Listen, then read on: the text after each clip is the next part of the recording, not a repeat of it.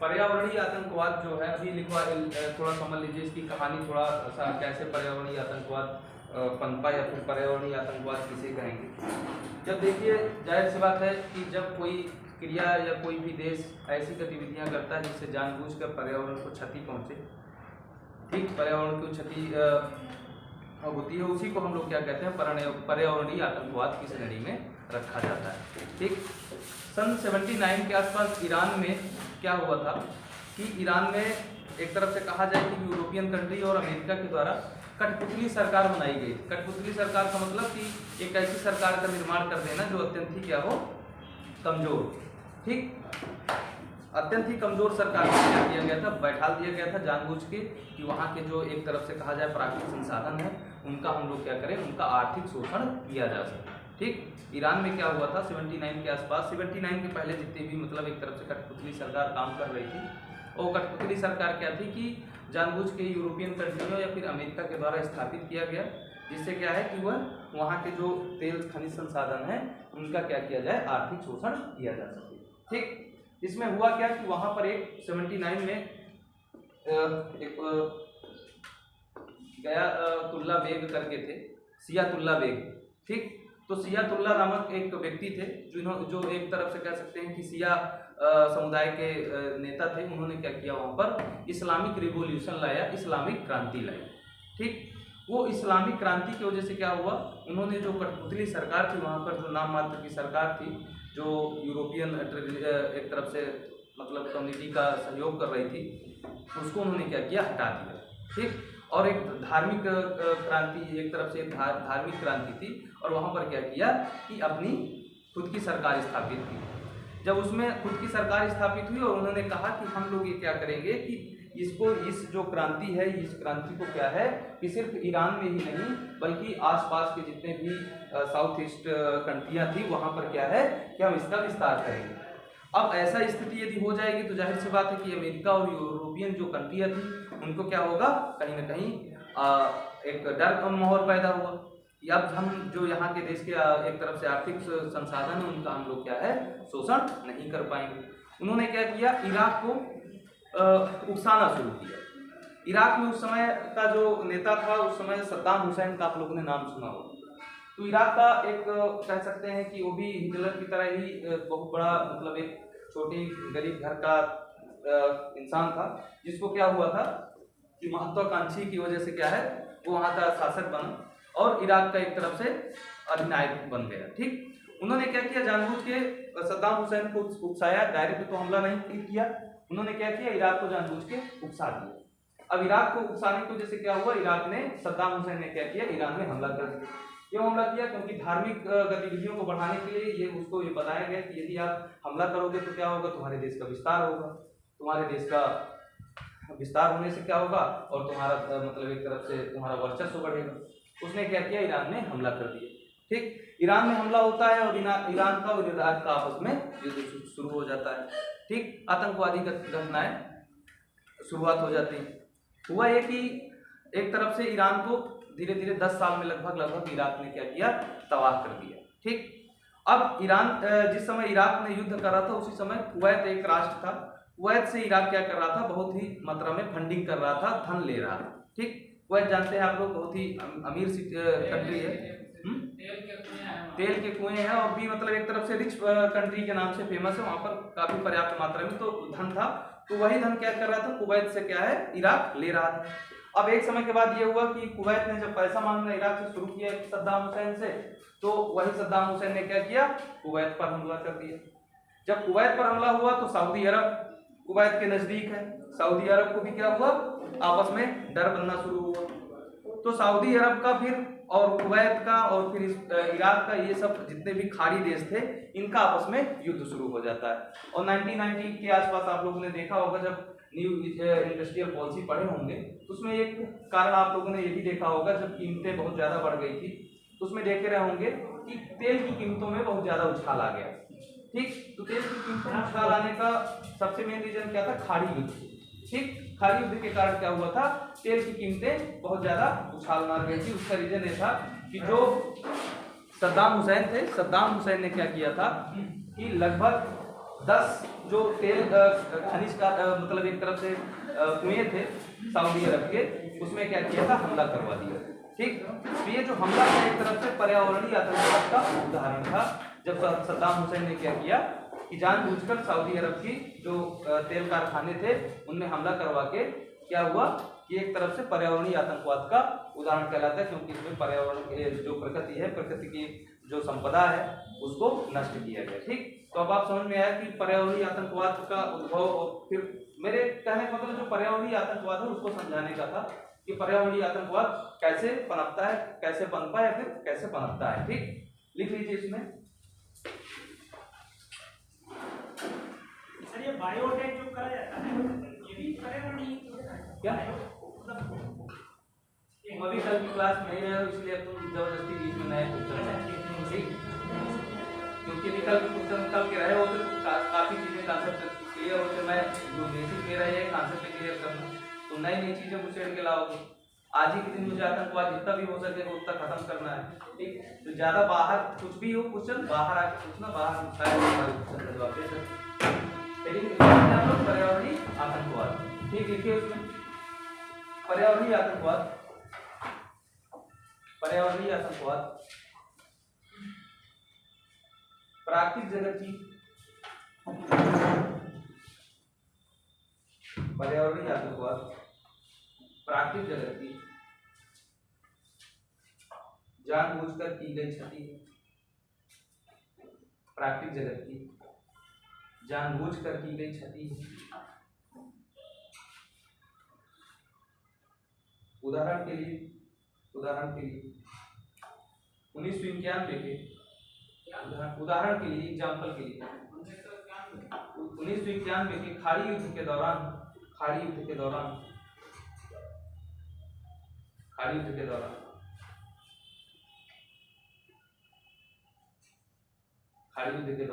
सद्दाम हुसैन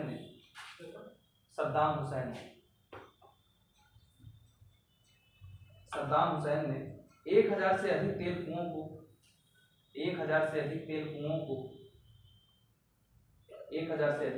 कुओं को विस्फोट से उड़ाने का आदेश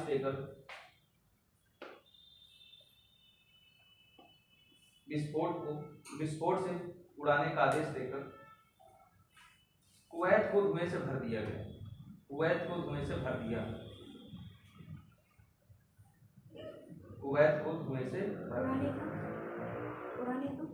आदेश देकर कुवैत को धुएं से भर दिया।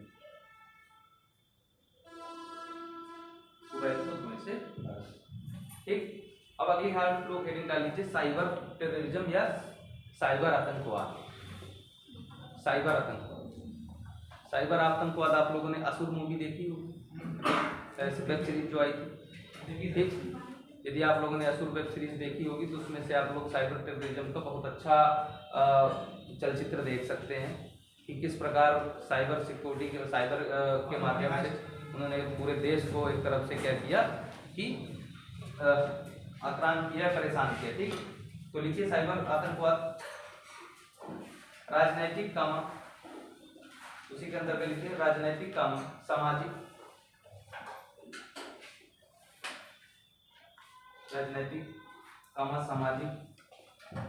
आर्थिक हितों की पूर्ति के लिए, आर्थिक हितों की पूर्ति के लिए सरकार या लोगों को भयभीत करना,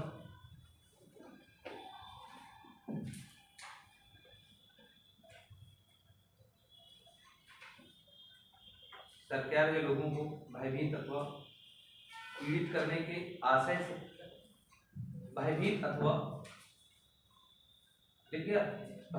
पीड़ित करने के आशय से, कंप्यूटरों नेटवर्कों के माध्यम से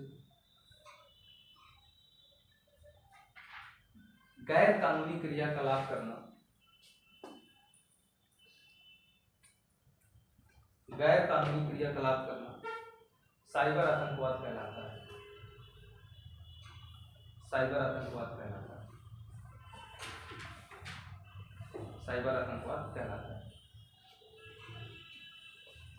एक आप लोगों ने फियादीन हमला का नाम सुना है? क्या होता है? वही जो फियादीन लोग करते हैं। क्या करते हैं? एक आतंकवाद और है आत्मघाती आतंकवाद या स्वघाती आतंकवाद, ठीक, उसी को हम लोग फियादीन हमला भी कहते हैं। आप लोगों ने देखा होगा अक्सर मूवियों में कि किसी व्यक्ति को क्या है धार्मिक एक तरफ से उसको ब्रेन वॉश करके या धर्म के नाम पर, जाति के नाम पर उसको ऐसे चलचित्र दिखाकर या फिर उसको एक तरफ से कह सकते हैं हाँ, ये सब सारी चीजें करके क्या करते हैं, उसको जानबूझ के कहते हैं कि यदि आप ऐसा करेंगे तो ईश्वर आपको, अल्लाह आपको क्या है कि एक अम्बेसडर बना देगा। और उसकी वजह से क्या होता है कि जब व्यक्ति स्वयं जाकर अपना जानबूझकर अपनी कह सकते हैं स्वयं जान देकर और किसी सामाजिक प्लेस को, पब्लिक प्लेस को परेशान, मतलब एक तरफ से व्यवधान उत्पन्न करता है, या फिर कह सकते हैं कि जैसे मान लीजिए कोई व्यक्ति गया और अचानक किसी पब्लिक प्लेस में अपने आप में बम लेके और पब्लिक प्लेस में रिमोट दबा देता है और अपने साथ साथ 1000-2000 लोगों को खत्म कर लेता है। तो इस प्रकार का जो हमला कहलाता है वो क्या कहलाता है? फियादीन हमला कहलाता है, ठीक, या आत्मघाती आतंकवाद कहलाता है। तो इसमें मुझे लग रहा है इसको लिखाने की जरूरत नहीं। आत्मघाती आतंकवाद का मतलब यह है कि जब व्यक्ति स्वयं जाकर स्वयं क्या है कि अपने ऊपर आत्म हमला करके क्या है जानबूझकर सामाजिक, आर्थिक, राजनीतिक क्षति पहुंचाने के प्रयास करता है, तो इसको हम लोग क्या कहते हैं? आत्मघाती आतंकवाद कहते हैं, या फिर कह सकते हैं स्वघाती आतंकवाद कहते हैं, ठीक। फियादीन हमला भी से कहते हैं। इतना समझ में आया? अब हम लोग अभी हम लोग क्या है आतंकवाद या उग्रवाद के बारे में पढ़े। आज थोड़ा सा अलगाववाद, या फिर कह सकते हैं कि अलगाववाद भी होता है, सांप्रदायिकतावाद भी होता है, ठीक। एक चीज और होती है नक्सलवाद। नाम सुने, जानते हैं नक्सलवाद क्या होता है? छत्तीसगढ़ में सक्रिय होता क्या है नक्सलवाद? कोई आतंकवादी नहीं आके इन लोगों की जो जमीन होती है इनकी या इनके पुरखों की ना, तो उस पर अगर सरकार अधिग्रहण कर लेता है या वहाँ कुछ खनन करता है, इनको कुछ उसमें हिस्सा देता नहीं है, इनको बहिष्कृत कर देता है, तो अपनी उस चीज को पाने के लिए ये लोग लुक छुप के मतलब सरकार के विरुद्ध, मतलब सरकार के विरुद्ध या फिर जो भी कानूनी संगठन है, वैधानिक संगठन, उसके विरुद्ध जब भी कोई क्रियाकलाप करते हैं उसी को हम लोग क्या कहते हैं? नक्सलवाद कहते हैं, ठीक। इसको बागी कह सकते हैं। बागी देखो नक्सलवाद को जो उद्भव है, नक्सलवाद क्यों पनपता है, उसका सबसे बड़ी रीजन ये है कि नक्सलवाद का उद्भव ही होता है कि समाज में आपको समानता न मिलना, समानता का अधिकार न मिलना, आपको सामाजिक, आर्थिक, राजनीतिक, इसमें कहीं ना कहीं कह सकते हैं कि आपको समानता न मिलना, ठीक। आपको समाज में बहिष्कृत कर देना, समाज में आपका शोषण होना, आपको समाज में एक तरफ से कह सकते हैं कि पर्याप्त मात्रा में डिग्निटी युक्त या फिर गुणवत्ता युक्त कह सकते हैं, आत्मसम्मान से जीवन जीने के लिए परिवेश न मिलना। तो ये सब सारी चीजें क्या है आपको नक्सलवाद के लिए प्रेरित करती है, ठीक। इनका जो विचारधारा है वो विचारधारा मुख्यतः जो है वो क्या है माओवादियों से संबंधित है। ये क्या है लेफ्टिस्ट अप्रोच अपनाते हैं। इनका कहने का मतलब ये है कि समाज में पूंजीपति वर्ग या भूमिपति वर्ग को हम लोग क्या है हिंसात्मक रवैया अपनाकर और इनका क्या है खात्मा किया जाना चाहिए, ठीक। नक्सलवाद का मेन उद्देश्य ये है कि समाज में इनको एक तरफ से पर्याप्त मात्रा में अधिकार न मिल पाने के कारण, इनका सामाजिक शोषण होने के कारण, इनका आर्थिक राजनीतिक शोषण जिसमें आप बता रहे हैं कि उनके माइंड से फिर उनकी जमीनें छीन जाना, ये सब क्या है कहीं ना कहीं उनके सामाजिक आर्थिक शोषण के अंतर्गत शामिल होता है, ठीक। तो ये सब सारे जब शोषण किए जाते हैं, शोषणों के आधार पर जो वहाँ के जो निम्न तबके का लोग है, जो एक भूमिहीन व्यक्ति है, तो वो क्या करते हैं जब हिंसात्मक रवैया अपनाना शुरू कर देते हैं पूंजीपतियों के प्रति, भूमि जो पति हैं उनके प्रति, तो इस प्रकार के जो हिंसात्मक रवैया अपनाया जाता है तो उसको हम लोग क्या कहते हैं नक्सलवाद कहते हैं। ये एक तरफ से क्या कह सकते हैं कि अपने अधिकारों को प्राप्त करने के लिए हिंसात्मक रवैया अपनाना नक्सलवाद कहलाता है, ठीक। तो नक्सलवाद आप लोगों को समझ में आया। इसको थोड़ा सा इसका जो नक्सलवाड़ी एक पश्चिम बंगाल का एक गाँव था नक्सलवाड़ी, वो पश्चिम बंगाल के गांव नक्सलवाड़ी से इसका नाम नक्सलवाद पड़ता है, क्योंकि इसका उद्भव क्या हुआ था, वहीं पर सर्वप्रथम 1967 के आसपास क्या हुआ था, हुआ। ठीक, तो इसको थोड़ा सा इसकी विचारधारा के बारे में लिखा और लिख लीजिए। नक्सलवाद, हेडिंग डाल के नक्सलवाद। नक्सलवाद एक हिंसक आंदोलन है। नक्सलवाद एक हिंसक आंदोलन। नक्सलवाद एक हिंसक आंदोलन। नक्सलवाद एक हिंसक आंदोलन।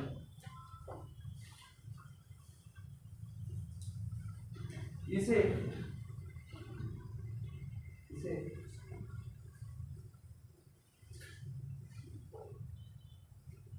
विचारात्मक राजनीतिक इसे विचारात्मक राजनीतिक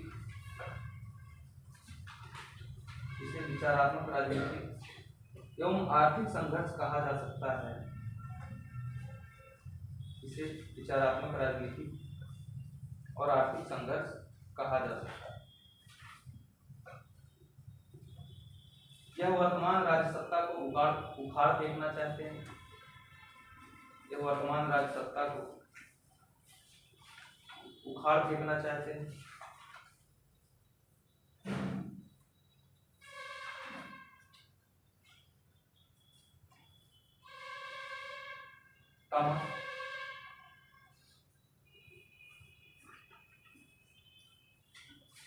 कानूनी व्यवस्था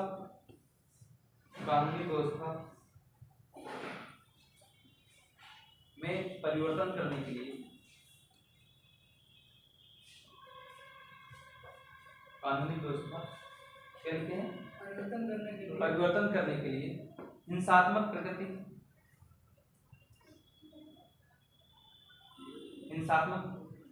प्रकृति का सहारा लिया जाता है। हिंसात्मक प्रकृति का सहारा लिया जाता है।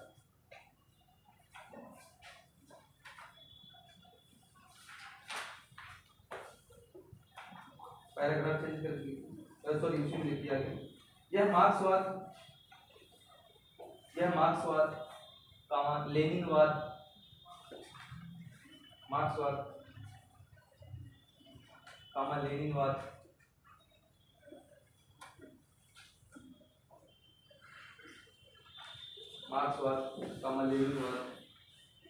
माओवाद के वर्ग संघर्ष पर आधारित एवं माओवादी जिसे कहते हैं, माओवाद के वर्ग संघर्ष पर आधारित, माओवाद के वर्ग संघर्ष पर आधारित।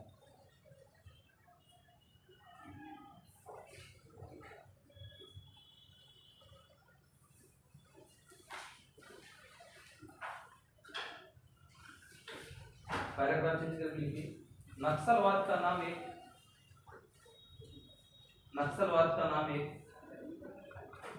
गांव नक्सलवाड़ी, नक्सलवाद का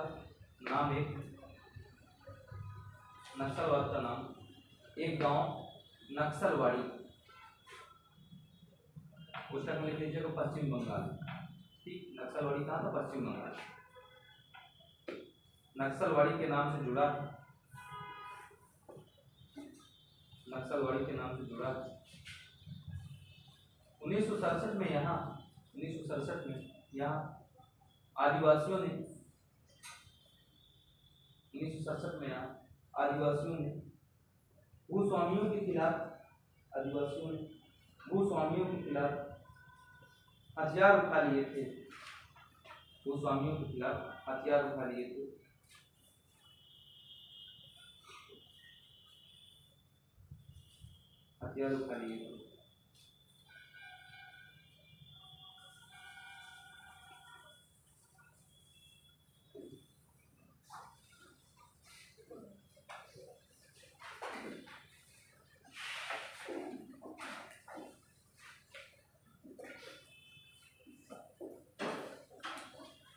इसके बाद यह आंदोलन देश के अन्य भागों में फैल गया। इसके बाद यह आंदोलन देश के अन्य भागों में फैल गया। देश के अन्य भागों में फैल गए। नक्सलवाद का उदय, नक्सलवाद का उदय, नक्सलवाद का उदय सीधे तौर पर, नक्सलवाद का उदय सीधे तौर पर, नक्सलवाद का उदय सीधे तौर पर सामाजिक, सामाजिक कमा आर्थिक, सामाजिक कमा आर्थिक कमा राजनैतिक एवं प्रशासनिक, एवं प्रशासनिक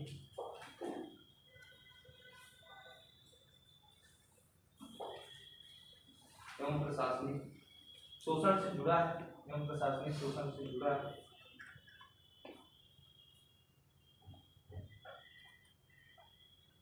शोषण से जुड़ा है,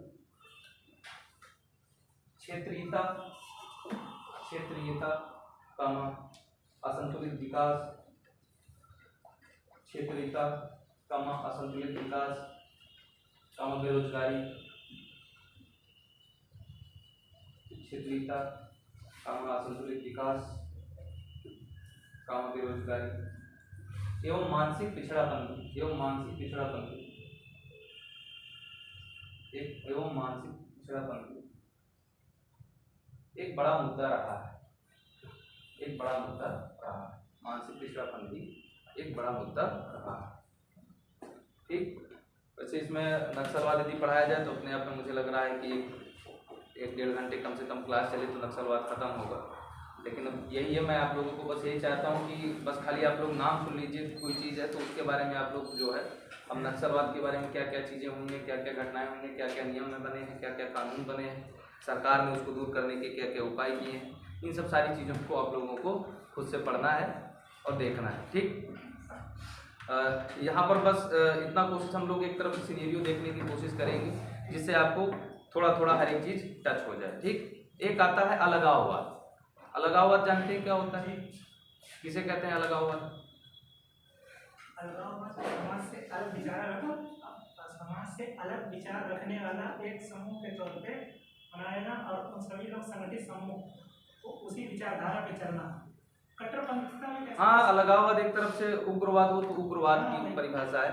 अलगाववाद का मुख्य उद्देश्य क्या होता है कि वो सरकार को या फिर राज्य से क्या है, अपने आप को अलग होना चाहते हैं।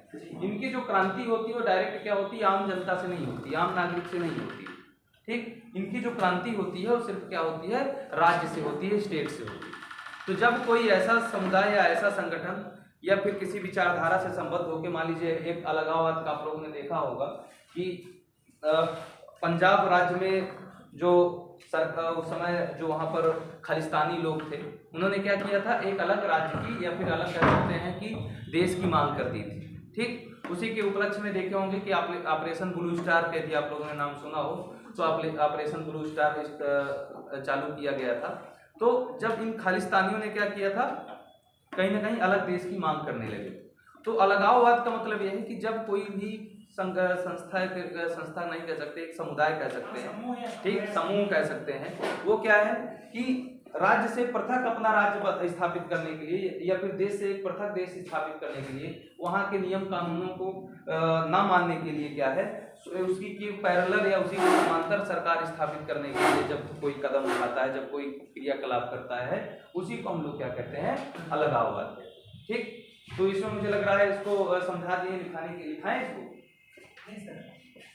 समझ गए ना लगभग। अलगाववाद मतलब आप जब इसका समाज के प्रति लगाव ना हो, अपने मतलब हिसाब से आप नहीं, समाज उनका एक व्यक्ति थोड़ी ऐसे स्टेट देश की मांग कर देगा, वो भी समाज के ही व्यक्ति होते हैं। समाज का एक कह सकते हैं समूह होता है, एक संगठन होता है, जो क्या है, इनकी जो विचारधारा है वो कट जाती है समाज से। वो समाज एक अलग विचारधारा, पूरे समाज के जो जिस कम्युनिटी के ये लोग जितने लोग होते हैं, एक अलग विचारधारा।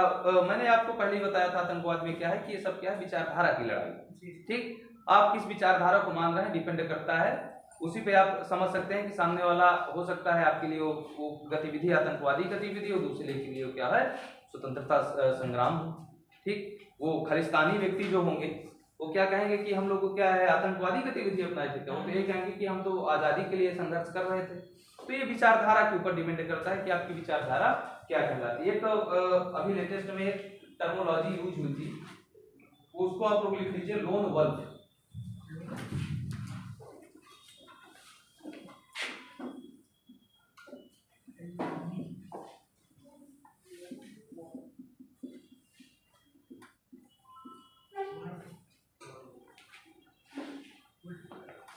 इसलिए मान लीजिए कि इसका दो टाइप के क्वेश्चन बन सकते हैं। एक तो पूछ लिया जाए कि यह है क्या, दूसरा क्वेश्चन बन सकता है कि इसका किस किस देश में क्या हुआ, कि आप उसमें कह सकते हैं कि कहाँ इसका उद्भव हुआ।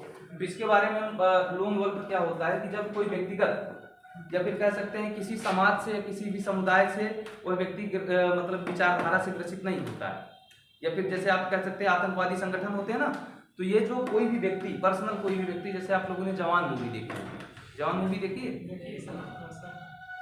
तो जवान मूवी में आप लोगों ने देखा होगा कि जो हीरो है उसमें क्या है कि वो किसी विचारधारा से संबद्ध नहीं है और किसी भी संगठन या समुदाय का प्रेरित नहीं कर रहा है।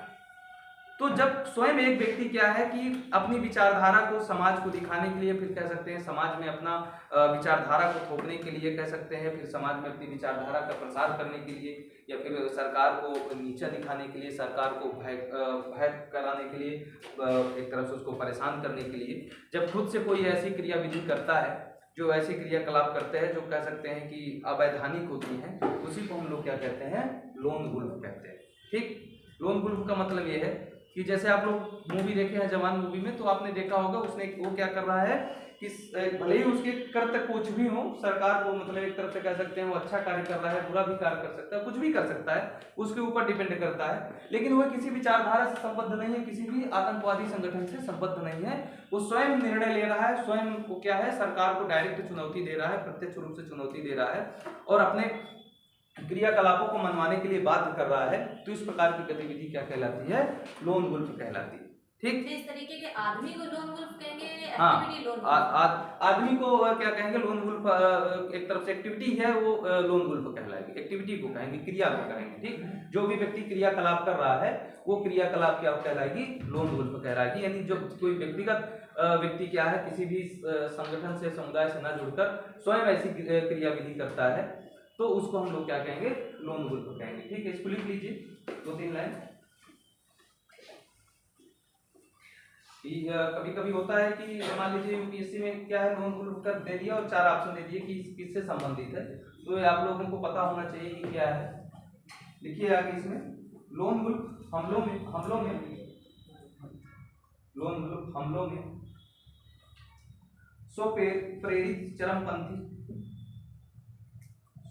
प्रेरित चरमपंथी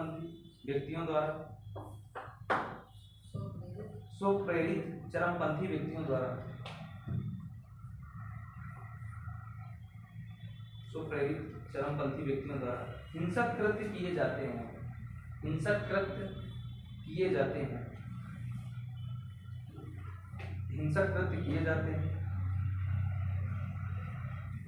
इनकी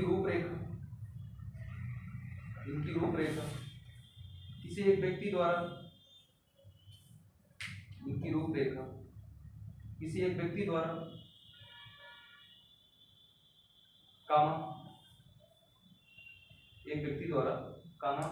बिना किसी आतंकी संगठन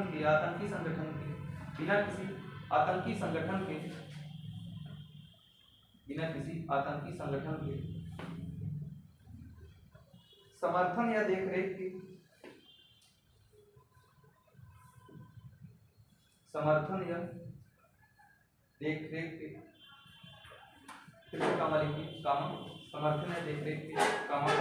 किसी उद्देश्य को बढ़ावा देने के लिए तैयार की जाती है, किसी उद्देश्य को बढ़ावा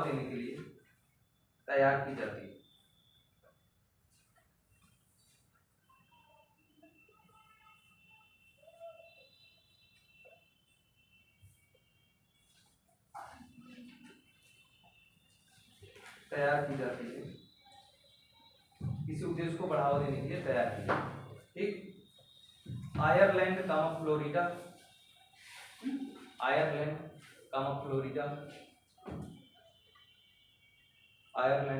फ्लोरिडा में लोन वुल्फ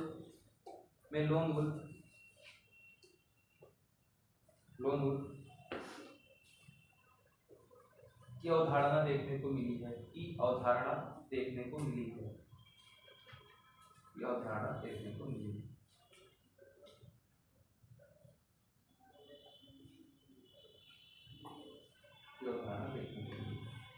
ठीक, अब एक CCIT है, comprehension convention on international terrorism.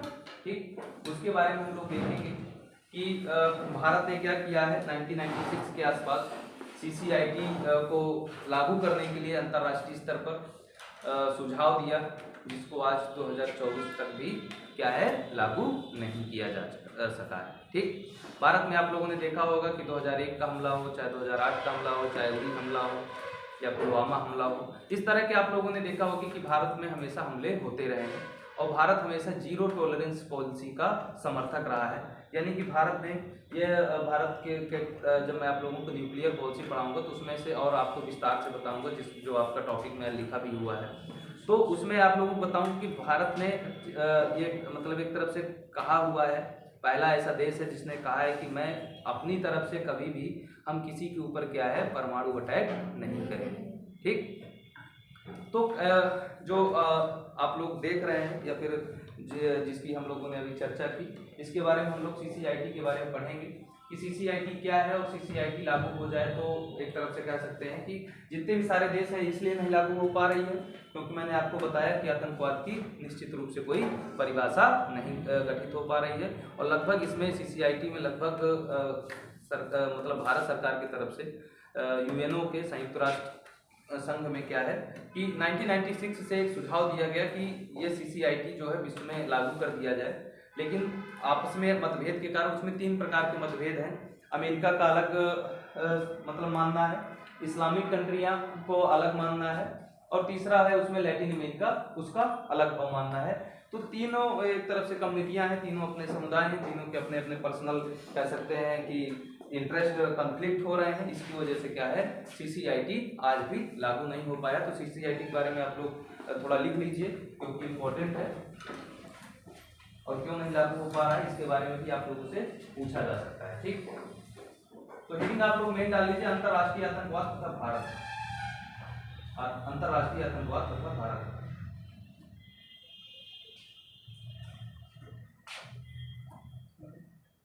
Bharat आतंकवाद के संदर्भ में, अंतर्राष्ट्रीय आतंकवाद तथा भारत, अंतर्राष्ट्रीय आतंकवाद तथा भारत है, नीचे लिखिए उसके। भारत आतंकवाद के संदर्भ में, हाँ नहीं अभी लिखो बताएंगे। भारत आतंकवाद के संदर्भ में, भारत आतंकवाद के संदर्भ में जीरो टॉलरेंस यानी कि सहिष्णुता, पूर्ण सहिष्णुता कह सकते हैं, जीरो टॉलरेंस की नीति का लगातार समर्थन कर रहा है।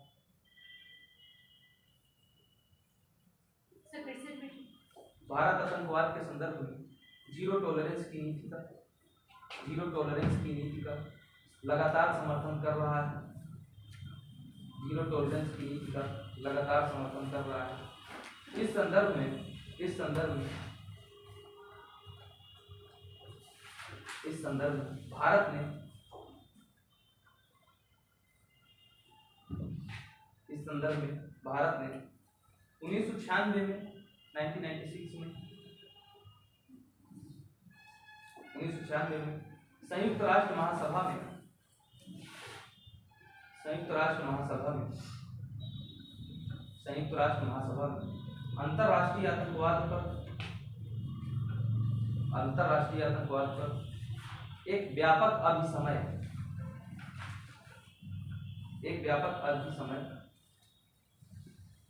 अंतर्राष्ट्रीय आतंकवाद पर एक व्यापक अभिसमय,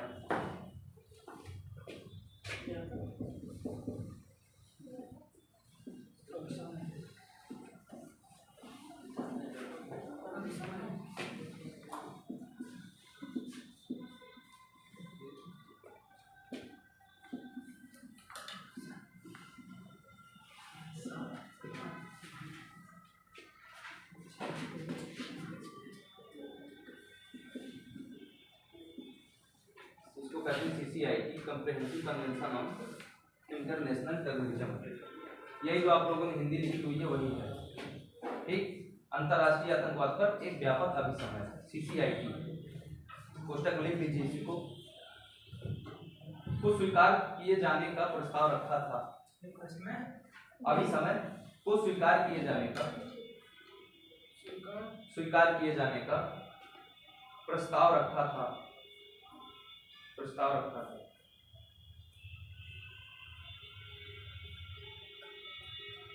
अब पैराग्राफ आप लोग चेंज कर लीजिए।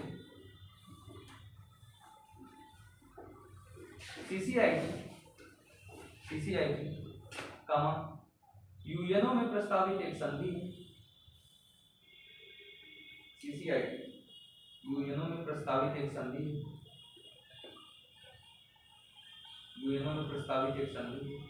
जो अंतर्राष्ट्रीय आतंकवाद को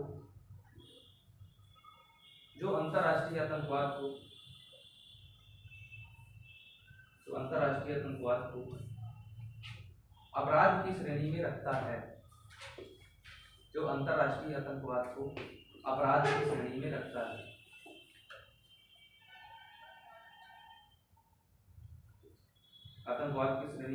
तथा इसके उन्मूलन की बात करता है। तथा इसके उन्मूलन की बात करता है।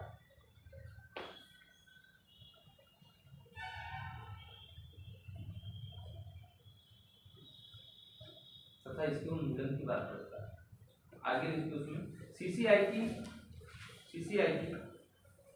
एक कानूनी ढांचा प्रदान करता है। CCIT एक कानूनी ढांचा प्रदान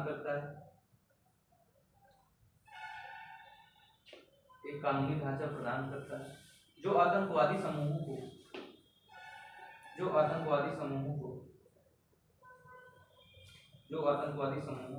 धन और सुरक्षित आश्रय नहीं देने के लिए धन और सुरक्षित आश्रय नहीं देने के लिए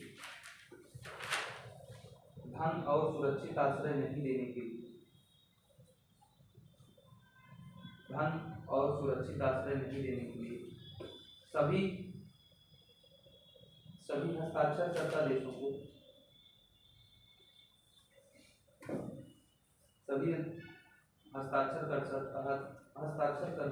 को बाध्यकारी बनाता है।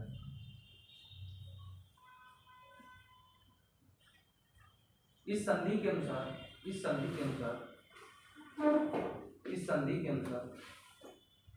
यूएनओ के सभी सदस्य देश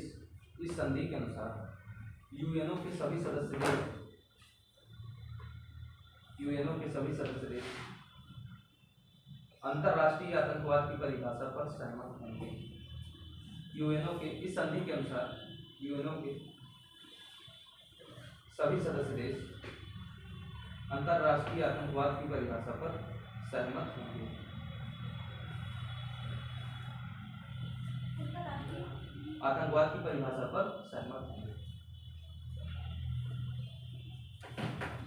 कहने का मतलब है कि CCIT जो भारत सरकार के द्वारा यूएनओ में रिकमेंडेशन दी गई और ये कहा गया कि एक आप लोगों ने देखा होगा लगभग आप लोगों को मैंने इसमें एक परिभाषा भी गठित है कि CCIT के अंतर्गत सरकार ने क्या किया है, एक परिभाषा निर्धारित की है कि यदि ये इन सारी क्रियाकलापों को क्या है कि आतंकवाद के अंतर्गत शामिल किया जाना चाहिए, ठीक। और यदि इन सब सारी क्रियाओं को यदि आतंकवाद के अंतर्गत शामिल कर लिया जाएगा तो किसी भी देश में क्या है कोई भी ऐसी गतिविधि करेगा तो उसके खिलाफ क्या है, उसको क्या माना जाएगा, आप लोगों ने लिखा है अपराध की श्रेणी में रखा जाएगा। और जब कोई भी चीज़ अपराध की श्रेणी में होगी तो उसके खिलाफ क्या है, हम नियम कानून के स्थापित या फिर कानूनी कार्यवाही कर सकते हैं, ठीक। लेकिन उसमें क्या है कि लगभग 3, जैसे मैंने आप लोगों को अमेरिका बताया, तो अमेरिका का क्या है कि अफगानिस्तान और इराक में जो एक तरफ से वो इंटरफेयर करता है, जो उसमें हस्तक्षेप करता है, उसकी वजह से क्या है कि वो CCIT को मानने के लिए मतलब एक तरफ से हिचकिचाहट है उसमें, या फिर उसको मानने के लिए तैयार नहीं। इसी प्रकार जो इस्लामिक कंट्रियां हैं, इस्लामिक देश हैं, जैसे आप लोगों ने अभी इस समय चल रहा होगा कि इजराइल का और फिलिस्तीन का संघर्ष चल रहा है। इजराइल और फिलिस्तीन जो इस्लामिक कंट्रियां हैं वो कहते हैं कि ऐसी गतिविधि जिसमें अपने धर्म को बचाने के लिए, अपने धार्मिक उद्देश्यों को प्राप्त करने के लिए कोई भी क्रियाकलाप किया जाए तो उसको हम लोग आतंकवादी गतिविधि के अंतर्गत शामिल नहीं करेंगे। ठीक, जो इस्लामिक कंट्रियां हैं आप लोग देखते होंगे कि जेरूसलम में कोई भी जब भी इजराइल को एक तरफ से फलस्तीनियों को परेशान करना होता है तो क्या करता है वो उनके आर्थिक जितने भी क्रियाकलाप हैं उनको क्या है रोकने का प्रयास कर देगा। और वही वाली हाल है कि उनके जेरूसलम में देखें कि आपको क्या है कि धार्मिक क्रियाकलाप ना करने दिया जाए, धार्मिक गतिविधियां ना करने दिया जाए, जिससे क्या होगा कि आप अपने आप खुद शोषित महसूस करेंगे, जैसे आप लोगों ने नक्सलवाद में देखा भी है। तो क्या होगा कि आप बिलबिलाना शुरू कर देंगे और हमला करना शुरू कर देंगे। इजराइल डायरेक्ट रूप से कभी हमला नहीं करेगा फलस्तीनियों के ऊपर। इजराइल क्या करता है, उनको भड़काता है, उनको उकसाता है, और जब उनको भड़काएगा उकसाएगा तो एक समय के बाद जब उनका सब्र का बांध टूट जाता है तो क्या करते हैं कि इजराइल के ऊपर हमला कर देते हैं। और जब इजराइल के ऊपर हमला कर देते हैं तो इजराइल उनको तो चाहता ही है कि आप लोग हमला करिए और बदले में हम आपको और मतलब शोषण करते चले जाएं और आपको और लूटते चले जाएं। और धीरे धीरे आप लोग देख रहे हैं कि जितने भी फलस्तीनियों का उनका जो एक तरफ से एरिया है वो धीरे धीरे सिकुड़ता चला जा रहा है। ठीक, तो जो इस्लामिक कंट्रियां हैं वो क्या कहती हैं कि धार्मिक गतिविधियों के लिए जब हम अपने अधिकारों को प्राप्त करने के लिए, धार्मिक अधिकार प्राप्त करने के लिए जब हम कोई संघर्ष करें तो उसको क्या है CCIT के अंतर्गत शामिल ना किया जाए। तीसरे जो लैटिन अमेरिका देश है, ठीक, जिसमें पेरू आता है, बोलिविया आता है, ब्राजील आता है और इससे संबंधित जितने भी कंट्रियां हैं उसी के बीच में, ठीक, वो सब कंट्रियां लैटिन अमेरिकी कंट्री आती हैं। तो वो कहती हैं, उनका कहने का मतलब यह है कि CCIT में सिर्फ आतंकवादी गतिविधियां जो है उसको ही ना शामिल किया जाए, बल्कि मानव अधिकार का जो उल्लंघन होता है उन सब सारी चीज़ों को भी शामिल किया जाए। ठीक, इसके कारण क्या है लगभग 40-50 देश ऐसे हैं और 60 से 70 देश ऐसे हैं जो क्या है CCIT को मानने के लिए तैयार नहीं है, जिससे क्या है CCIT लागू नहीं हो पा रहे। ठीक, इसमें लिख लीजिए नीचे। सर, ये जो लास्ट लाइन लिखी है ट्रीटी के अनुसार जितने भी मेंबर कंट्रीज हैं, हाँ, वो किस चीज में सहमत नहीं होंगे? इस चीज क्या लिखा है? सहमत होंगे, परिभाषा पर सहमत होंगे, नहीं लिखा नहीं होगा। सर, क्या मतलब है सर? क्या पूरा सर, हम लिखा ही नहीं क्योंकि मैं समझ में सर, ये संधि के अनुसार यूएन के सभी सदस्य अंतरराष्ट्रीय आतंकवाद की परिभाषा पर सहमत होंगे ना।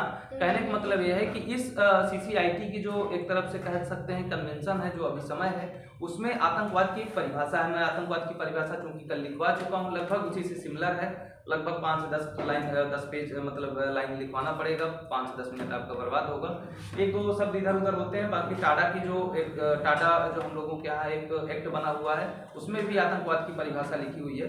तो CCIT ने क्या किया है, आतंकवाद का एरिया डिसाइड कर दिया है कि ये मैं अभी अब बताया ना कि आतंकवाद की क्या है एक एरिया डिसाइड कर दिया गया है कि ये गतिविधि यदि आपकी की जाएगी तो ये क्या है आतंकवाद की श्रेणी के अंतर्गत शामिल होगा। तो जो पहले से गिवन इंटरनेशनल मतलब टेररिज्म की डेफिनेशन है उस पे एग्री हो गए हैं, उस पे इंटरनेशनल टेररिज्म की कोई डेफिनेशन बन ही नहीं पाई है ना। सर, आपने तो ये लिखवाया अंतरराष्ट्रीय आतंक की परिभाषा पर सहमत होंगे, परिभाषा पर सहमत होंगे लिखवाया ना। तो अंतरराष्ट्रीय जो CCIT ने परिभाषा डिसाइड करके रिकमेंडेशन करके दी हुई है यूएनओ ने नहीं, भारत ने। क्या शोर मचा रहे हैं आप लोग? भारत ने क्या किया है एक परिभाषा, ऐसा समझते हैं कि भारत ने क्या किया है एक परिभाषा रिकमेंड करके क्या है यूएनओ को दिया है कि ये क्रियाकलाप, ये गतिविधियां जो है कोई भी करेगा तो उसको क्या है हम लोग आतंकवाद की श्रेणी के अंतर्गत शामिल करेंगे। लेकिन हुआ क्या है कि ये जो मैंने क्या बताया कि जो भी 193 देश हैं यूएनओ के जितने भी सदस्य देश हैं, यदि इसमें क्या है इस परिभाषा को मतलब एक तरफ से इस CCIT को मतलब लागू करते हैं या फिर स्वीकार करते हैं तो उनको क्या है ये जितना भी इसके अंतर्गत जो परिभाषा शामिल है उसको क्या है मानना बाध्यकारी होगा। लेकिन चूंकि अब इसको आज तक किसी ने रिकमेंड, उसी के लिए क्या है समस्या मैंने आपको बताई कि जितनी भी कंट्रियां हैं क्या है कि इस परिभाषा को मानने के लिए तैयार ही नहीं, तो ये क्या है एक तरफ से अभी अप्लाई ही नहीं हो पा रही है। ठीक, बात समझ में आई कि नहीं? एक परिभाषा है, परिभाषा को मानने के लिए कन्वेंशन किया गया, समझो रिकमेंडेशन दी गई है, जो यदि सदस्य देश क्या है इसको मान लेगा तो ये परिभाषा को उसको स्वीकार करना पड़ेगा। और फिर इसके तहत क्या है कोई भी देश यदि अपराध कर रहा है मतलब इस तरह की गतिविधि कर रहा है तो क्या है वो अपराध की श्रेणी के अंतर्गत आएगा, और जब अपराध के अंतर्गत आएगा तो क्या उसके ऊपर कानूनी कार्रवाई हो सकती है। ठीक, लेकिन समस्या यह है कि वो बहुत सारे ऐसे देश हैं, जैसे मैंने आपको 3 एग्जांपल दिए अमेरिका का, या फिर कह सकते हैं इस्लामिक कंट्रियां हैं, या फिर कह सकते हैं लैटिन कंट्रियां हैं। तो ये क्या है कि इस चीज़ को स्वीकार करने के लिए तैयार नहीं है, जिससे क्या है CCIT अभी लागू नहीं हो पा रही। ठीक, लिखिए इसमें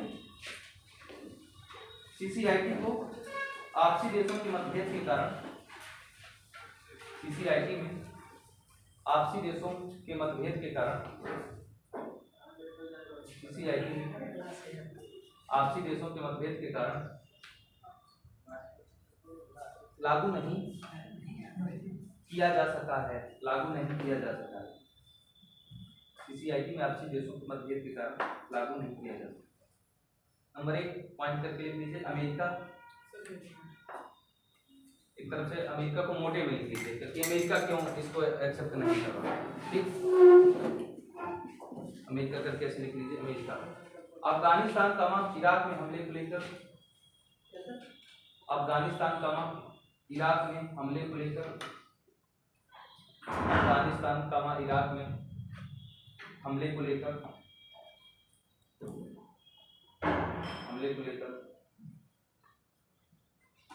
चिंतित है। दूसरा लिख लीजिए पॉइंट, ये पहला अमेरिका का कंफ्लिक्ट था। अमेरिका क्यों नहीं CCIT को एक्सेप्ट कर रहा, क्योंकि क्या है अफगानिस्तान और इराक में क्या है इंटरफेयर करना चाहता है। ठीक, तो CCIT को यदि एक्सेप्ट कर लेगा तो फिर वो इंटरफेयर नहीं करता। ठीक, दूसरा पॉइंट लिख लीजिए, इस्लामिक देश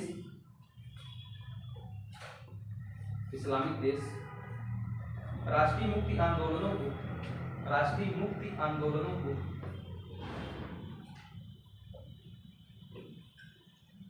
इस्लामिक देश राष्ट्रीय मुक्ति आंदोलनों को CCIT से बाहर रखने की बात करता है। इस्लामिक देश राष्ट्रीय मुक्ति आंदोलनों को CCIT से बाहर रखने की बात करते हैं। CCIT से बाहर रखने की बात करते हैं। पोस्टर में लिख लीजिए उसे क्या कि इजराइल डैश फलस्तीन, इजराइल डैश फलस्तीन, इजराइल डैश फलस्तीन। तीसरा पॉइंट लिख लीजिए, लैटिन अमेरिकी देश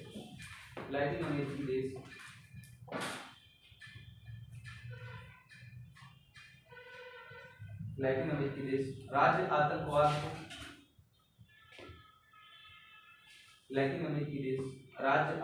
को, लैटिन अमेरिकी देश राज्य आतंकवाद को तथा राज्यों द्वारा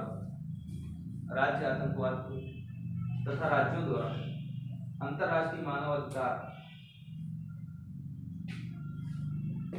लैटिन अमेरिकी देश राज्य आतंकवाद को तथा राज्यों द्वारा अंतर्राष्ट्रीय मानवाधिकार कानूनों को भी, अंतर्राष्ट्रीय मानवाधिकार कानूनों को CCIT में शामिल करना चाहते हैं, CCIT में शामिल करना चाहते हैं,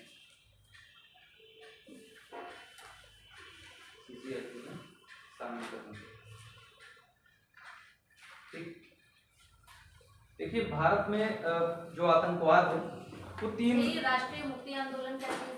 राष्ट्रीय मुक्ति आंदोलन ये तो बताया कि जैसे फलस्तीन का इजराइल का संघर्ष चल रहा है कि हम राष्ट्र को अपने मुक्त दिलाना, फलस्तीन क्यों संघर्ष करते हैं आपस में, क्यों इजराइल का फलस्तीन का झगड़ा शुरू हो जाता है, क्योंकि वो क्या करते हैं, उनकी एक तरफ से उनके जो आर्थिक शोषण है, आप मान लीजिए कि आपका क्या है जबरदस्ती आपके घर को हथिया लिया गया, तो जब आपके देश को जबरदस्ती कोई दूसरा देश क्या है आधिपत्य स्थापित कर लेगा, आपके जो माइंस हैं, आपके जो मिनरल्स हैं या फिर नेचुरल रिसोर्सेस हैं, उनमें क्या है सामने वाला ने अधिग्रहण कर लिया, तो आप क्या करेंगे कि आप अपने आप को रक्षा करने के लिए, अपने आप को बचाने के लिए क्या है कुछ ना कुछ गतिविधि करेंगे कि नहीं करेंगे, और जब गतिविधि करेंगे तो हिंसात्मक गतिविधि हो जाएगी। तो वही हिंसात्मक गतिविधि को उनका कहने का मतलब ये है कि इस प्रकार की जो हिंसात्मक गतिविधि है उसको आतंकवाद के अंतर्गत या CCIT के अंतर्गत शामिल ना किया जाए।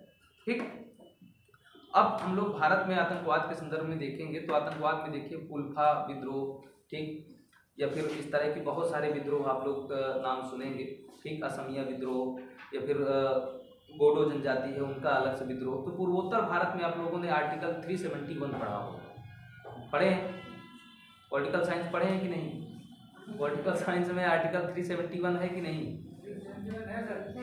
नागालैंड के लिए अलग बना हुआ है, मिजोरम के लिए अलग बना हुआ है। नागालैंड में ना तो वही चीजें उसमें 6-7 जितने भी राज्य हैं उनके लिए अलग अलग क्या है, अलग अलग विशेष प्रावधान किए गए। ठीक, तो पूर्वोत्तर राज्य में ऐसा, आप ही लोग बोल लो भाई, हमको ज्यादा पता हो तो हमको बता दो। एक तो वैसे इकोनॉमिक्स का टीचर आतंकवाद आप लोगों को पढ़ा रहा है और ऊपर से तुम लोग अपना दिमाग लगाते हो हैं, तो खुद माइंड मेकअप करके आना पड़ता है। इतना ज़्यादा हेडेक रहता है इन सब सारी चीज़ों को बताने के लिए, क्योंकि इन सब सारी चीज़ों को मैंने पहले कब पढ़ा था, जब मैं तैयारी कर रहा था। और चीज़ें आप लोग देखते हैं कंपटीशन में जैसे आते हैं रोज़ के रोज़ कुछ चीज़ें बदल जाती हैं। तो जब तक आपको, जैसे इसी को मैंने आप लोगों को लोन वोल पढ़ाया तो इसका मतलब है कि लेटेस्ट की न्यूज़ है, तो जब मैं लेटेस्ट की चीज़ें खोला हूँगा तब ना जाके सब सारी चीज़ों के बारे में बताऊँगा। और आप लोग यदि इसी तरह इधर उधर करेंगे तो जाहिर सी बात है कि मैं भी अपनी खाना पूर्ति करके आगे निकल लूँ। तो कोशिश करिए कि कम से कम शांत बैठे रहिए। इतना सेंसिटिव मैटर चल रहा है, आतंकवादी गतिविधि चल रही है, तुम लोग ऊपर से इसको हल्के में ले लेते हो, इतना आसानी से ले रहे हो। डर नहीं लग रहा आतंकवाद का नाम सुन? नहीं डर लग रहा है? पता चला किसी ने छोड़ दिया या दीनी हमला, अभी पड़े हो आप लोग, भर लाया कोई जेब में और उड़ा दिया तो निपट जाओगे सब लोग। तो कम से कम पता तो रहे कि क्या क्या चीज़ें हमारे समाज में, क्या क्या चीज़ें घटनाएं घटती हैं। ठीक, तो आप लोग देखें कि जम्मू कश्मीर का अलग से आतंकवादी गतिविधियां जम्मू कश्मीर में रही हैं, पूर्वोत्तर राज्य की अलग से गतिविधियां रही हैं, और फिर पंजाब में आप लोगों ने खालिस्तानियों का विद्रोह, जिन्होंने एक अलग स्टेट की मांग की या फिर अलग कह सकते हैं कि अपने अलग देश की मांग की। तो ये 3 गतिविधियां आप लोग देखेंगे भारत में आतंकवाद को मुख्यतः। तो कोशिश करिएगा आप लोग, पूर्वोत्तर राज्य के लिए अलग अलग राज्यों ने अलग अलग विशेष प्रावधान, जैसे आपने बताया कि ये भी क्या है कि उनके रिसोर्सों को या फिर उनको क्या कहे सामाजिक मान्यता न मिल पाना, उनके लिए क्या है कि एक उनको अलग थलग किया जाना, ठीक, उनको एक सामाजिक रूप से स्वीकार न किया जाना, राजनीतिक में समानता का अधिकार न मिल पाना। तो इस तरह के काफ़ी वहाँ की जो जनजातियाँ हैं, जो ये सब आप लोग 7 सिस्टर का नाम सुनते होंगे। 7 सिस्टर में कौन सा ऐसा राज्य है जो शामिल नहीं है? सिक्किम नहीं शामिल। ठीक, तो इन सब सारी चीज़ों के बारे में 7 सिस्टर की एक अलग कॉन्फ्लिक्ट रहा है, अलग संघर्ष रहा है, उसके बारे में मैं आप लोगों से चर्चा नहीं करूंगा। कोशिश करिएगा कि आप लोग स्वयं पढ़िए, क्योंकि उसमें यदि हम लोग चर्चा करने घुसेंगे तो हर स्टेट के बारे में अलग अलग पढ़ेंगे, तो मुझे लग रहा है कम से कम 3 क्लासें चाहिए। ठीक, मैं आपको क्या है अब थोड़ा सा ब्रीफ हिस्ट्री 2-4-6 पॉइंट मान लीजिए आपसे ऑब्जेक्टिव टाइप में कुछ क्वेश्चन आ जाए, उससे 2-4 पॉइंट लिखाने के बाद क्या है, हम लोग जो सरकार के द्वारा ऐसे अधिनियम लाए गए हैं, नियम कानून लाए गए हैं, जिससे क्या है आतंकवादी गतिविधियों को रोकने के जो प्रयास किए गए हैं उसके बारे में सिर्फ चर्चा करेंगे। ठीक, और उसके बारे में चर्चा करने के बाद लगभग कल से जो या तो सिक्योरिटी कोर्सेज स्टार्ट करेंगे या तो फिर न्यूक्लियर पॉलिसी, क्योंकि आप लोगों की कल टॉपिक में देखे रहे होंगे टेररिज्म एंड क्या लिखा हुआ था, सिक्योरिटी फोर्सेस लिखा हुआ। ठीक, तो सिक्योरिटी फोर्सेस भी अभी टच नहीं हुआ है, और आज क्या लिखा हुआ है, न्यूक्लियर पॉलिसी लिखा हुआ है। तो न्यूक्लियर पॉलिसी तो अभी बहुत दूर की बात। ठीक, तो कोशिश करिए थोड़ा शांति बनाए रखिए, जितना ज़्यादा कवर कर सके, क्योंकि मैटर बहुत ज़्यादा है, और यदि चाहें तो कम से कम 4-5 क्लासें मिले तब जाके ठीक ठाक आपको चीज़ें बताई जा सकती हैं। तो थोड़ा शांति बनाए रखिए आप लोग। लिखिए भारत में आतंकवाद का इतिहास।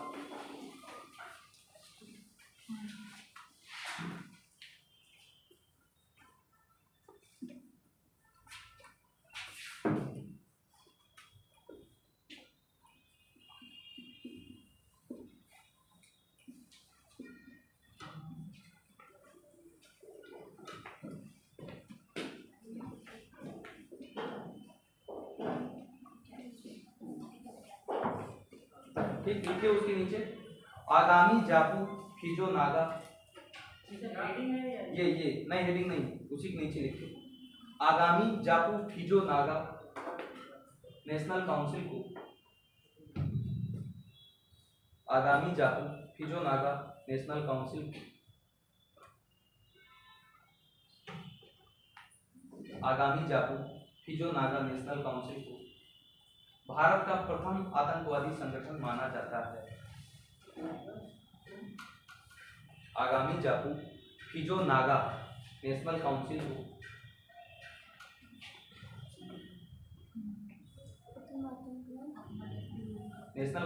भारत का प्रथम आतंकवादी संगठन माना जाता है। प्रथम आतंकवादी संगठन माना जाता है। इस संगठन के माध्यम से इस संगठन के माध्यम से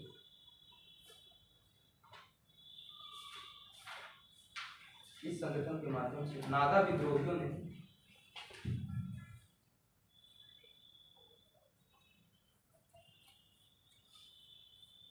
इस संगठन के माध्यम से नागा विद्रोहियों ने नागालैंड को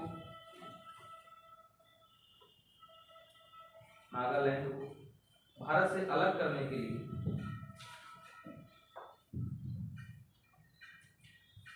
भारत से अलग करने के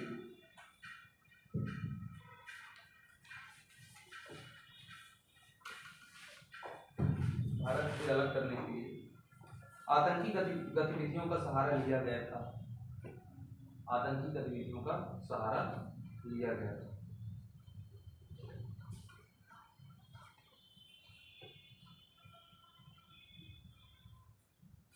पैराग्राफ चेंज कर लीजिए। 1979 में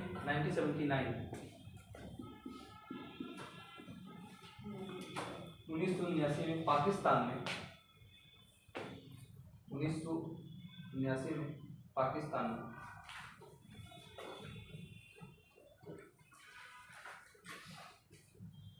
एक नीति बनाई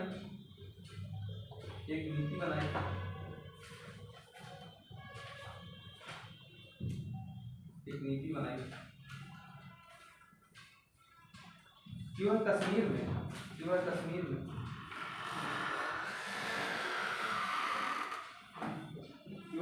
में आतंकी गतिविधियों का सहारा लेगा। आतंकी गतिविधियों का सहारा लेगा।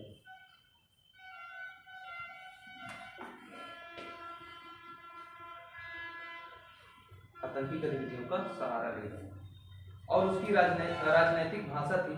और उसकी कामा करके लिखिए और लिख लिए, कामा लिखने की जरूरत नहीं। और उसकी राजनैतिक भाषा थी।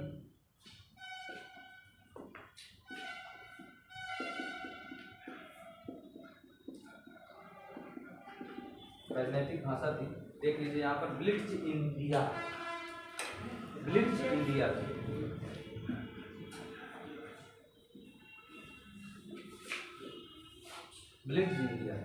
राजनीतिक भाषा थी। Blitz India double inverted comma लिख लीजिए। इसका अर्थ है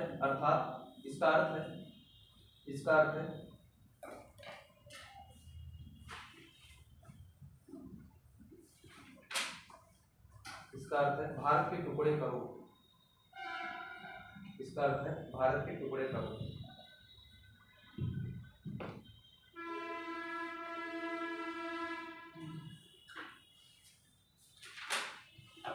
इसके लिए पाकिस्तान ने दो संस्थाएं बनाई।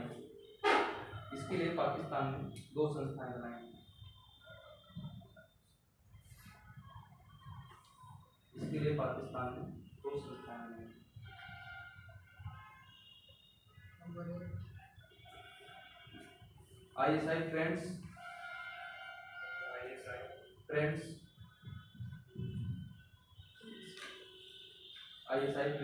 So trends या friends? ट्रेंड्स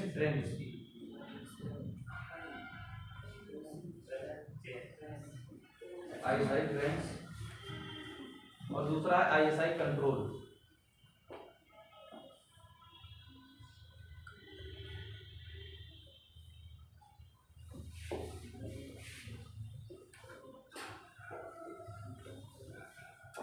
ISI फ्रेंड्स और ISI कंट्रोल। ठीक, इन्हें इंटर सर्विस इंटेलिजेंस भी कहते हैं।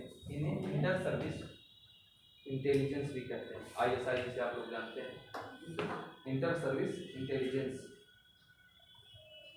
इसे इंटर सर्विस इंटेलिजेंस भी कहते हैं।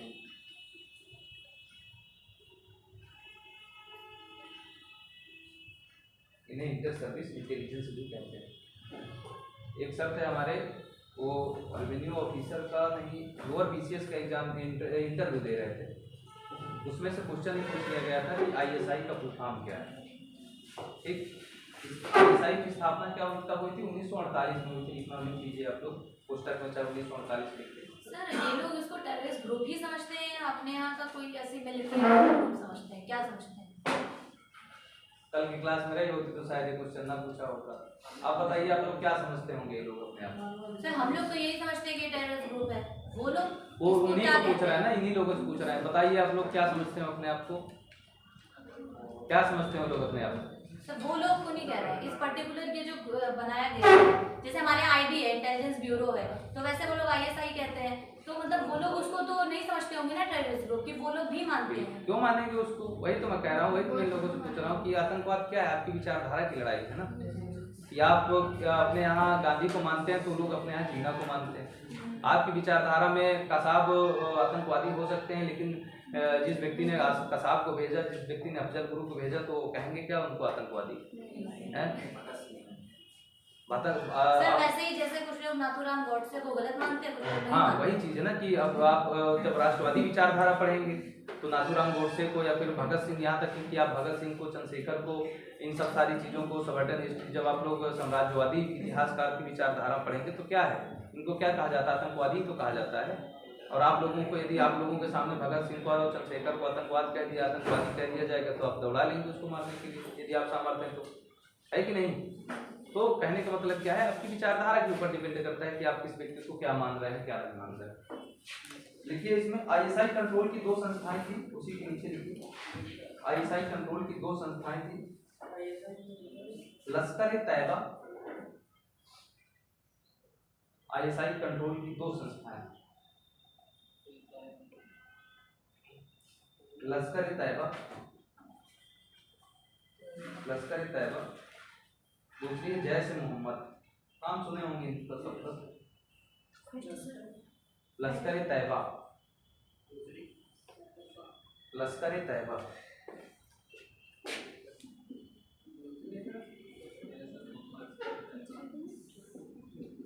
जैश-ए-मोहम्मद।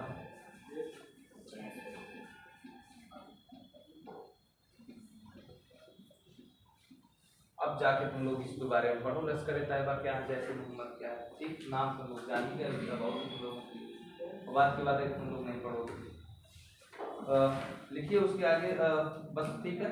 अब इसके बारे में आप लोगों का मतलब एक तरफ से चर्चा का विषय है कि आप लोग जाके इसके बारे में, सब सारी संगठनों के बारे में, यदि आपकी क्यूरियोसिटी है तो जानने का प्रयास करें। पैराग्राफ चेंज करके लिख लीजिए। इसी तरह एक संगठन और है 1990 के दशक में, 1990 के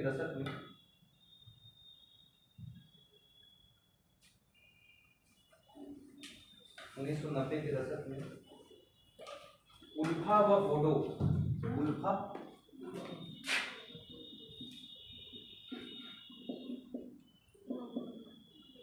उल्फा कामा बोडो,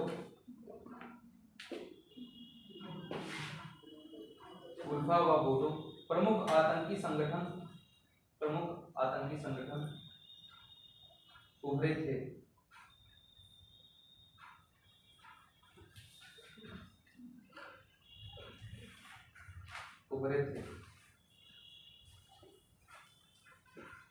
नीचे लिखिए तमिलनाडु में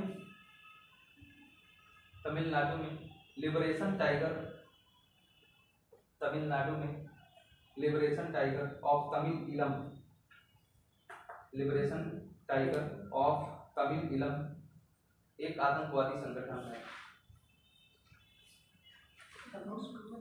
लिबरेशन टाइगर ऑफ तमिल इलम, लिबरेशन टाइगर ऑफ तमिल इलम एक आतंकवादी संगठन है। नाम आप लोगों को मान लीजिए मिलाने के लिए कभी दे दी, उल्फा के सामने असम रख दे और बोडो के सामने असम रख दे, या फिर जितने भी आप लोगों ने अलग अलग जब आप लोग आतंकवादी संगठन पढ़ेंगे तो उनके बारे में देखेंगे तो मान लीजिए पूर्व में मिलाने के लिए जैसे पीछे से कभी कभी पूछ दिया जाता तो शायद ऐसे तो आप लोग देख सकते हैं उसको। अब आप हम लोग देखेंगे कि सरकार के द्वारा क्या क्या प्रयास किए गए, जितना कवर कर सकेंगे उसकी कोशिश करेंगे। ठीक, इसके हेडिंग डालिए आप लोग AFSPA,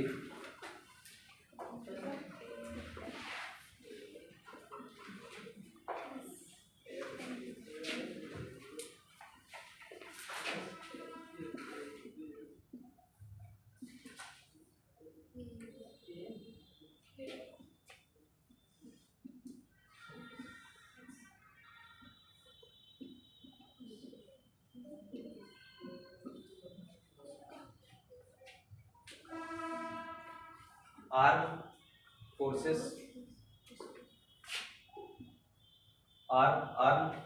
स्पेशल पावर एक्ट, इसको शॉर्ट में क्या कहते हैं? AFSPA।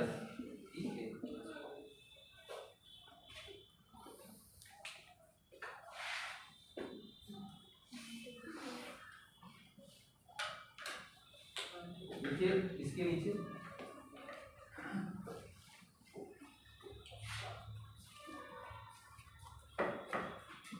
AFSPA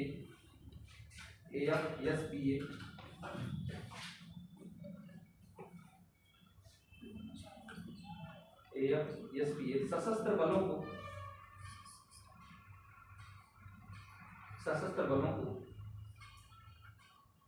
अशांत क्षेत्रों में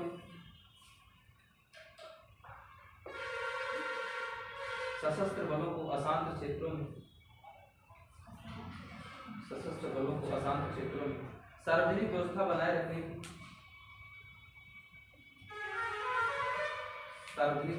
रखने की शक्ति प्रदान करता है। सशस्त्र बलों को अशांत क्षेत्रों में सार्वजनिक व्यवस्था बनाए रखने की शक्ति प्रदान करता है।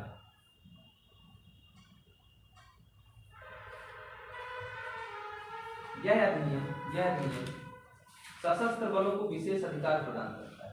यह अधिनियम सशस्त्र बलों को विशेष अधिकार प्रदान करता है।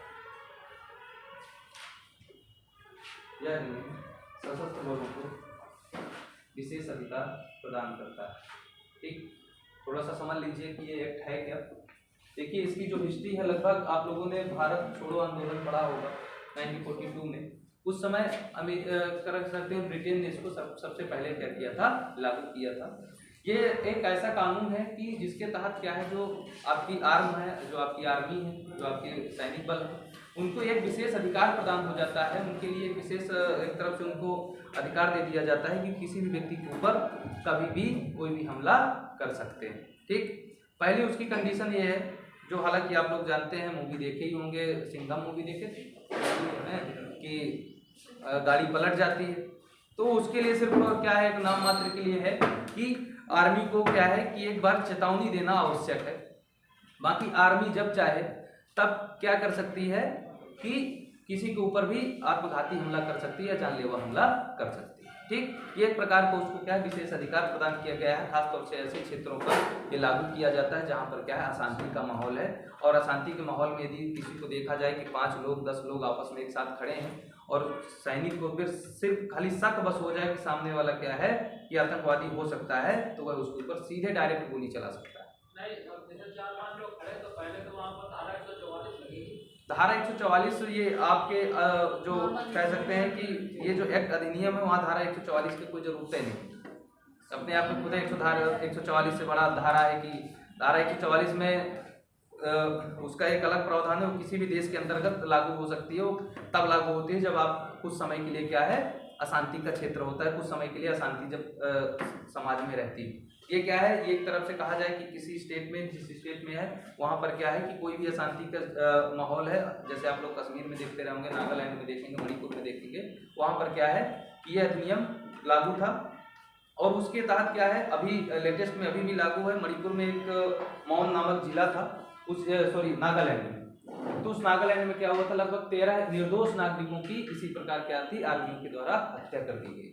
अभी लेटेस्ट 2019-20 की घटना है। तो लगभग 13 नागरिक सरकार के डेटा दिया गया है। बाकी आप लोग जान ही रहे हैं कि 13 नागरिकों का सरकार ने डेटा दिया है, तो कितने लोगों की उसमें मृत्यु हुई होगी। तो कहने का मतलब यह है कि एक प्रकार का सैनिकों को एक रक्षा प्रदान करता है, सैनिकों के लिए एक तरफ से सिक्योरिटी प्रदान करता है कि किस प्रकार वो जब चाहे किसी के ऊपर शक के आधार पर भी क्या है, एक चेतावनी देकर उसके ऊपर गोली चला सकते हैं। ठीक, ये कब लागू होता है, ऐसे नहीं लागू होगा जब राज्यपाल क्या है कि ये महसूस करेगा राज्यपाल कि जिस राज्य का राज्यपाल है उस राज्य में क्या है, अशांति फैली हुई है, तो क्या कर सकता है, केंद्र सरकार को या फिर राष्ट्रपति को अनुशंसा कर सकता है कि यहाँ पर यह अधिनियम लागू किया जा सकता है। और आप लोग राज्यपालों के कार्यकलाप इस समय 2-4 सर ये हमेशा नहीं रहता है, कुछ पर्टिकुलर टाइम के लिए लगाया जाता है। पर्टिकुलर टाइम के लिए लगाया जाएगा, लेकिन ये जो कह सकते हैं कि ये जो पूर्वोत्तर राज्य है उसमें लगभग लागू है, ठीक है। हाँ, उसमें लागू है, क्योंकि आप लोग जैसे कश्मीर घाटी में एक समय था, आप लोग देखे रहे होंगे, उसमें भी क्या है कि ये लागू था। तो अब मणिपुर हो गया, नागालैंड हो गया, इसको हटाने की बात कर रहा है, इसका मतलब है कि ये वहाँ लागू है। और वहाँ के जो राज्यपाल है रिकमेंडेशन दे के एक बार लागू हो जाता है तो क्या है, लंबे समय तक उसको, जब तक सरकार चाहे तब तक उसको लागू कर सकती है, ठीक। जब भी जैसे सरकार को महसूस होता है कि जो राज्य है इसमें अशांति फैलने वाली है, अशांति का क्षेत्र है, तो इसको लागू किया जा सकता है। इसमें आर्मी को विशेष अधिकार प्रदान किए। क्या लिखे आप लोग? विशेष अधिकार प्रदान करता है, लिखिए। उसमें नीचे लिखिए, कानून का उल्लंघन करने वाले, यह कानून का उल्लंघन करने वाले,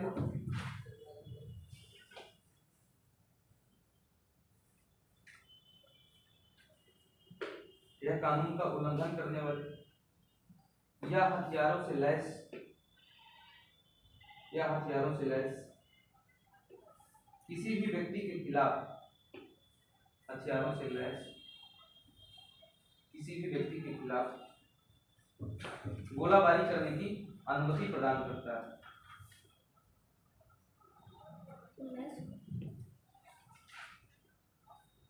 किसी भी व्यक्ति के खिलाफ गोलाबारी करने की अनुमति प्रदान करता है। हालांकि संदिग्ध को पूर्व चेतावनी देना आवश्यक।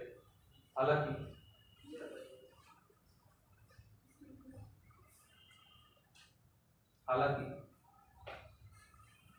संदिग्ध को, जिसके ऊपर आपको शंका है, सैनिक को, संदिग्ध को पूर्व चेतावनी देना आवश्यक है। पता चला ड्यूटी करने जा रहे हैं राइफल लेके, आगे लिखो अगला पॉइंट, संदेह के आधार पर वारंट के बिना, संदेह के आधार पर वारंट के बिना, संदेह के आधार पर वारंट के बिना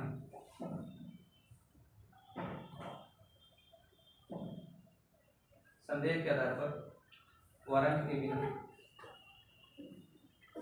उनके खिलाफ संदेह के आधार पर वारंट के बिना किसी भी व्यक्ति की गिरफ्तारी की जा सकती है। किसी भी व्यक्ति की गिरफ्तारी की जा सकती है।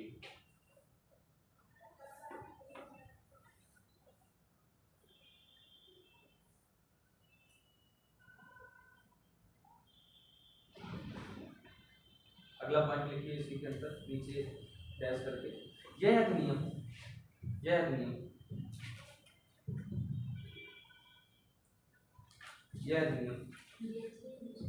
सैनिकों को, तो 4 मिनट जल्दी से लिख लीजिए, खत्म नहीं होगा और मैटर क्या होता है। यह अधिनियम सैनिकों को उनके कृत्यों के लिए, यह अधिनियम सैनिकों को उनके कृत्यों के लिए कानूनी प्रक्रियाओं से बचाता है। यह अधिनियम सैनिकों को उनके कृत्यों के लिए कानूनी प्रक्रियाओं से बचाता है। कानूनी प्रक्रियाओं से बचाता है। अगला पॉइंट लिखिए, केंद्र की पूर्व स्वीकृति के बिना, केंद्र की पूर्व स्वीकृति के बिना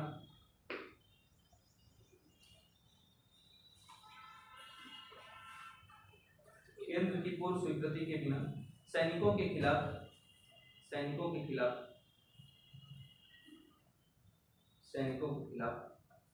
कोई मुकदमा या कानूनी कार्यवाही नहीं हो सकती। कोई मुकदमा या कानूनी कार्यवाही नहीं हो सकती। कोई भी कानूनी कार्यवाही नहीं हो सकती। ये आपसे मैं सारे पॉइंट इसलिए लिखा दिया हूँ क्योंकि आपसे स्टेटमेंट एंड कंक्लूजन से संबंधित क्वेश्चन आ सकते हैं, और हो सकता है 3-4 पॉइंट दे दिए जाए कौन कौन से निम्नलिखित पॉइंट सही है, इसके बारे में भी आप लोगों से क्वेश्चन पूछा जा सकता है। ठीक, तो ये इसमें क्या क्या क्रियाएं हैं इसके बारे में आप लोग देखेंगे। अभी खत्म नहीं, पैराग्राफ चेंज करके फिर से लिखिए, पैराग्राफ चेंज करिए, लिखिए थोड़ा सा। मूल रूप से इस अधिनियम को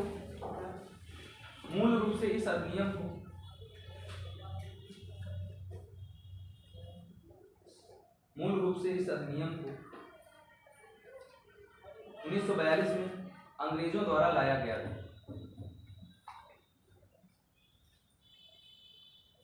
मूल रूप से इस अधिनियम को 1942 में अंग्रेजों द्वारा लाया गया था।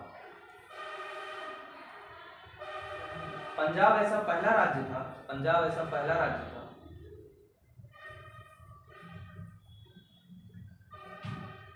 पंजाब ऐसा पहला राज्य था जहां इसे लागू करने के बाद, पंजाब एक ऐसा पहला राज्य था जहां इसे लागू करने के बाद सबसे पहले निरस्त किया गया था।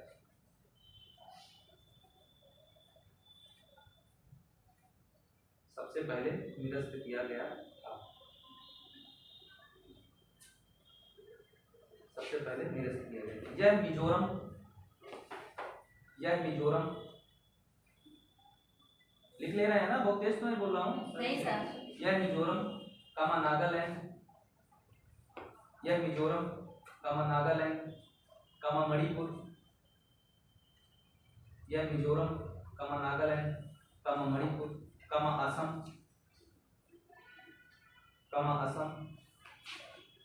जम्मू कश्मीर कामा अरुणाचल प्रदेश, मिजोरम, नागालैंड, मणिपुर, असम, जम्मू कश्मीर और अरुणाचल प्रदेश में अभी भी लागू है। अभी भी लागू है।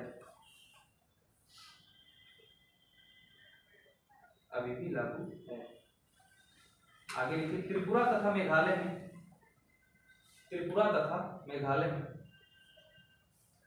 त्रिपुरा तथा मेघालय में इसे वापस लिया जा चुका है। त्रिपुरा तथा मेघालय में इसे वापस लिया जा चुका है।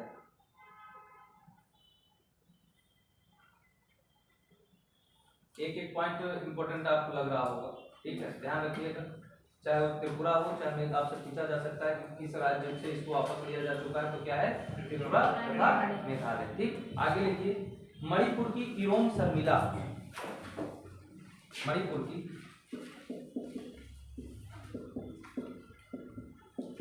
यूपीएससी तो ये वाला नाम नहीं पूछेगा, लेकिन हो सकता है टीचर्स में पूछ दिया जाए, फिर कोई रोल्ड एग्जाम में पूछा जा सकता है। मणिपुर की इरोम शर्मिला ने इसके विरोध में,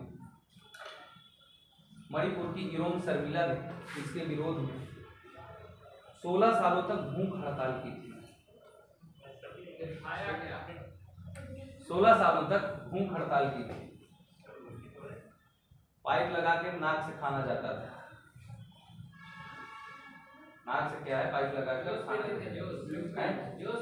हाँ, जोश। इरोम शर्मिला ने इसके विरोध में 16 सालों तक भूख हड़ताल की थी। और इरोम शर्मिला जो थी, इन्होंने क्या किया था, विधानसभा में चुनाव भी लड़ा था और लगभग, जीत तो बहुत दूर की बात है, कुल 90 वोट पाई थी। सर नाक से खाना जाता था या वो वीगो से ग्लूकोज? अरे हाँ, जो भी है अपना मतलब कहने का मतलब है, भूख हड़ताल की थी भाई, न्यूज में हमने भी देखा, देखना तो मैं भी नहीं कह रही तो क्या नहीं, क्योंकि सर एक बार हमने पढ़ा था तो उसमें बता रहे थे कि लिक्विड फूड या liquid ओरल food। या किसी भी तरीके से नहीं इंटेक करती थी वो, बस जो वीगो वगैरह से ग्लूकोज आता था उसी से उनकी बॉडी 16 ईयर्स तक हाँ, तो सर्वाइव किया होगा। अभी भी जिंदा है। तो फिर अपना क्या है कि जब देखिए कि राजनीति से उन्होंने क्या किया, इसके बाद संन्यास ले लिया और आंदोलन गतिविधि बंद कर दी। इसके बाद क्या हुआ कि कोई विदेशी व्यक्ति थे, उनसे अपना शादी करके अपना जीवन निर्वाह कर रहे हैं। ठीक, तो आगे एक पॉइंट और लिख लीजिए इसी में।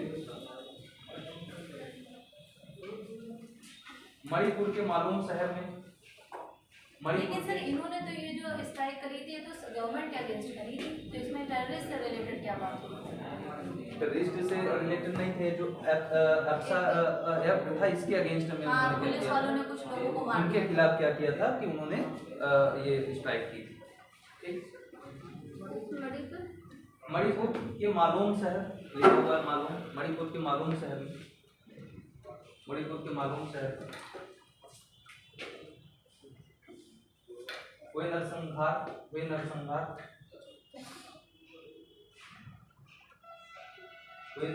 तथा नागालैंड के मोन जिले में हुई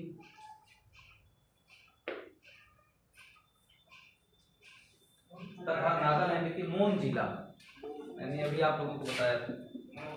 मौन नागालैंड के मौन जिले में कोई सार्वजनिक हत्याओं से उत्पन्न आक्रोश के बीच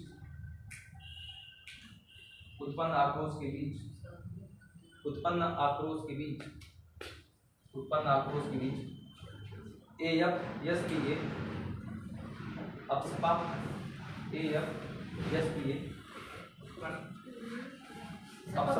को समाप्त करने की बात की गई थी। सार्वजनिक हत्याओं सॉरी छोड़िए सर।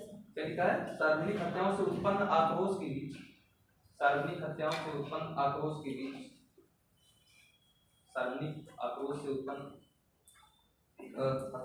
आक्रोश के बीच अपसपा को समाप्त करने की मांग की गई।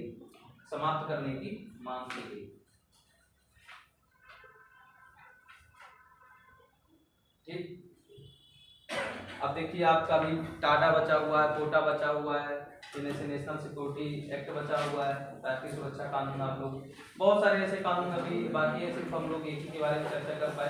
देखिए मैं कोशिश करूंगा यदि कल मैं बात करूंगा कि न्यूक्लियर पॉलिसी के बारे में देखेंगे तो फिर इसी के 2-3 और कुछ पॉइंट है उसके बारे में हम लोग चर्चा कर लेंगे। ठीक, तो आज वैसे भी आप लोगों को बात मुझे इसलिए